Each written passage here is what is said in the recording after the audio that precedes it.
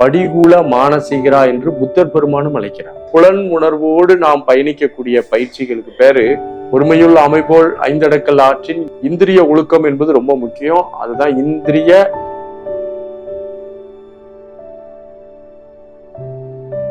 அடுத்தது பிராண பிரத்யாகாரம். நம்முடைய சக்தி நிலைகளில் நாம் போக்கஸ் பண்ணணும். நம்ம உடல்ல இருக்கக்கூடிய சக்தி நிலைகளையும் போக்கஸ் பண்றதுக்கு நம்ம என்ன செய்யலாம் அப்படின்னா, பிராண பிரத்யாகாரம், சக்தியை உள்நோக்கி திருப்புதல். நமக்கு புலன்கள் வழியாக சக்திகள் எல்லாம் செலவழிகிறது. அதை நம்ம புலன்களை கவனிச்சு ஓரளவு நம்ம என்ன செய்யறோம், கட்டுப்பாட்டுக்குள்ள வந்துடுறோம். அதே போல் நம்முடைய சக்தி நிலைகளை கவனிப்பது, நம்முடைய மூலாதாரத்தில் உறங்கி கொண்டிருக்கக்கூடிய பிராண சக்தியை எழுப்புவது, புருவ மத்தியை கவனிப்பது போன்ற பயிற்சிகளை நாம் மேற்கொள்ளும் போது இன்னும் நமக்கு பிரத்யாகார பயிற்சிகள் தீவிரமடைகின்றன. மன ஒருமைப்பாடு மேலும் ஒரு படிநிலையில உயர்கிறது.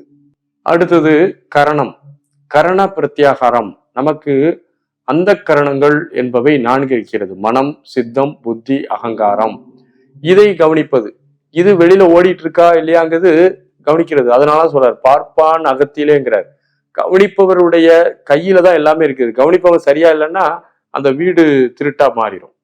கவனிக்கிற ஆளு நல்லா கவனிச்சு பழக வேண்டும். அப்படி நன்றாக கவனித்து பழகிறது அப்படிங்கிறது ரொம்ப முக்கியமான ஒன்று. அந்த கரணங்கள் என்பது மனம், சித்தம், புத்தி, அகங்காரம்.